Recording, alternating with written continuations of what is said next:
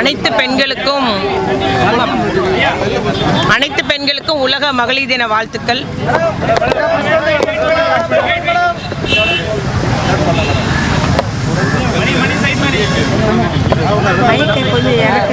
அனைத்து பெண்களுக்கும் உலக மகளிர் தின வாழ்த்துக்கள்.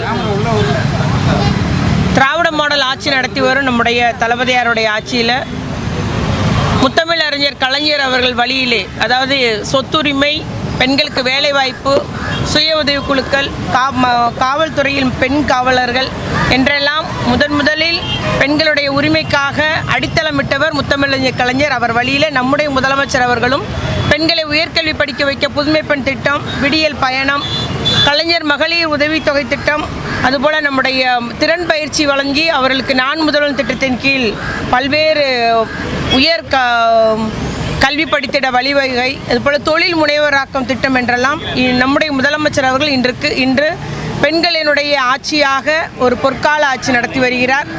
ஆகவே இதன் பயனடைந்தவர் மட்டும் இல்லாமல் அத்துணை பெண்களும் நாம் உரிமையை நிலைநாட்டுவோம், தைரியமாக பிரச்சனைகளை, சோதனைகளையும் சாதனைகளை ஆக்குவோம் என்று அத்துணை பெண்களுக்கு நான் மகளிர் தின வாழ்த்துக்களை கூறிக்கொள்கிறேன்.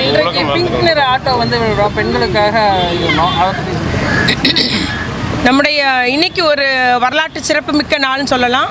நம்முடைய முதலமைச்சர் அவர்கள் இன்னைக்கு நம்முடைய சென்னை மாநகரில் பெண்கள் மற்றும் குழந்தைகளுக்காக பிரத்யேகமாக இயக்கப்பட உள்ள பிங்க் ஆட்டோ தொடங்கி வச்சிருக்கிறாங்க. அதுபோல் தொழிலாளர் நலத்துறையின் மூலம் ஒரு 100 ஆட்டோ, பெண்கள் இயக்கக்கூடிய ஆட்டோ தொடங்கப்பட உள்ளது. மற்றும் சுற்றுச்சூழல் துறையின் மூலமும் ஒரு 50 அவர்கள் இந்த தொழில் முனைவோருக்கான ஒரு ஆட்டோக்கள் இன்று தொடங்கி வைக்கிறாங்க. ஆகவே இன்று 250 ஆட்டோக்கள் பெண்களால் இயக்கப்படக்கூடிய ஆட்டோக்கள், பெண்கள் நலனுக்காக நம்முடைய முதலமைச்சர் அவர்கள் இன்றைய உலக மகளிர் தின நாளன்று தொடங்கி வைப்பது மிக ஒரு சிறப்பான அம்சமாகும். நிச்சயமாக இந்த நாள் ஒரு வரலாற்று சிறப்புமிக்க நாள் என்பதை நான் கூறிக்கொள்வேன். தொடர்ந்து சென்னையிலிருந்து படிப்படியாக, ஏன்னா மகளிருக்கு அதிகாரம் அளிக்க வேண்டும், அவர்களுக்கு வாய்ப்புகள் வழங்க வேண்டும் என்பதற்காக இந்த திட்டத்தை முதலமைச்சர் கொண்டு வந்துள்ளார்கள். அது அடுத்த கட்டமாக அடுத்த சிட்டிஸில் பெண்கள் பாதுகாப்புக்காக முதலமைச்சர் தொடர்ந்து பல்வேறு நடவடிக்கைகளை தொடர்ந்து எடுத்துகிட்டே வர்றாரு. ஆனால் எதிர்க்கட்சி தலைவர் தொடர்ந்து தமிழகத்தில் பெண்களுக்கு பாதுகாப்பு இல்லை அப்படிங்கிற குற்றச்சாட்டை முன் வச்சுட்டே இருக்காரு. நாங்கள் எல்லா பேட்டிகளிலும் ஒவ்வொரு முறையும் இதை தான் சொல்லி வருகிறோம். விழிப்புணர்வு என்பது இந்த துறை மட்டுமல்லாமல் காவல்துறை, சமூக நலத்துறை, கல்வித்துறை இணைந்து எல்லார் மத்தியிலையும் விழிப்புணர்வு ஏற்படுத்தி வருகிறோம். புகார் தர முன்வாருங்கள், தயங்காதீர், குற்றவாளிகளை நீங்கள் காமிச்சு கொடுக்க தயங்காதீங்க, உங்களுக்கு நடந்த நிகழ்வு யாருக்கு நடக்கக்கூடாது அப்படின்ற மாதிரி இந்த முதலமைச்சரே சொல்லியிருக்கிறாங்க. கண்டிப்பாக புகார் தர முன்வாருங்கள். நம்ம குழந்தைகளையும் பெண்களையும் முழு ஒரு விழிப்புணர்வு உண்டாக்கி வருகிறோம். அதனால் புகார் தர இன்றைக்கி முன்வர்றாங்க. என்றைக்கோ நடந்த குற்றச்செயல் கூட இன்றைக்கி பெண்கள் புகார் தர்றாங்க. அதுதான் இந்த குற்றச்செயல் வெளிவருது காரணம். மற்றொன்று நம்முடைய ஊடகத்துறைகள், எல்லா ஒரு குற்ற நிகழ்வுமே இன்றைக்கி எல்லாத்துக்கும் தெரிய வருது காரணம் ஊடகத்துறையினுடைய வளர்ச்சி. அதுதான் காரணமே ஒழிய நம்முடைய அரசு முறையாக உடனடியாக நடவடிக்கை எடுத்து வருகிறது, குற்றவாளிகள் மேல் நடவடிக்கை எடுத்து வருகிறது.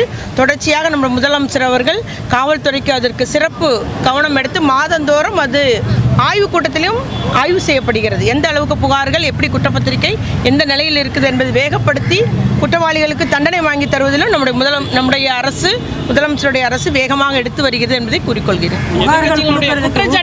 அதே நிலையில் புகார் தெரிவிக்கிறவங்களுடைய தகவல்களை வெளியில் இல்லைங்க, அது நடந்தது உங்களுக்கு தெரியும். அண்ணா யூனிவர்சிட்டியை பற்றி சொல்கிறீங்க. மற்றபடி எங்கேயுமே தகவல்கள் வெளியே தெரிவிக்கப்படுவதில்லை. புகார் கொடுப்பவருடைய தகவல்கள் எங்கேயுமே வெளியே தெரிவிக்கப்படுவதில்லை. அதில் அரசு உறுதி செஞ்சு வருகிறதுங்க. ரயில் விபத்தில் ரயிலில் பாலியல் பண்ணப்பட்ட அந்த பொண்ணுடைய தகவலை வெளியில் அதாங்க, அது ரயில்வே துறை பார்த்துட்டு இருக்கிறாங்க. அமைச்சருடைய அறிக்கையிலேயே தெரிவிக்கப்பட்டிருந்தாங்க. அதாங்க, அது ரயில்வே துறை பார்த்துட்டு இருக்கிறாங்க. அவங்களும் பாதுகாப்பு நடவடிக்கை பெண்களுக்காக எடுத்து வருகிறார்கள். இப்போ ஒரு கட்சியோட தலைவராக நாம் தமிழர் கட்சி தலைவராக கூடிய சீமான் பெண்கள் பற்றி பேசின விஷயம் தொடர்ந்து இல்லை, அது கண்டிக்கத்தக்கது தான். பெண்களை பற்றி அவர் தவறாக பேசினது கண்டிக்கத்தக்கது தாங்க. எதிர்கட்சிகளுடைய குற்றச்சாட்டு எதிர்கட்சிகள் பாராட்ட மாட்டாங்க, குற்றச்சாட்டு தான் சொல்லுவாங்க. மற்றபடி இந்த முதலமைச்சருடைய ஆட்சியில் பெண்களுக்கு பாதுகாப்பு வழங்கப்படுகிறது, பாதுகாப்புக்கான திட்டங்கள் வழங்கப்படுகிறது, பெண்களுடைய முன்னேற்றத்திற்கும் வளர்ச்சிக்குமான திட்டங்கள் வழங்கப்பட்டு வருகிறது.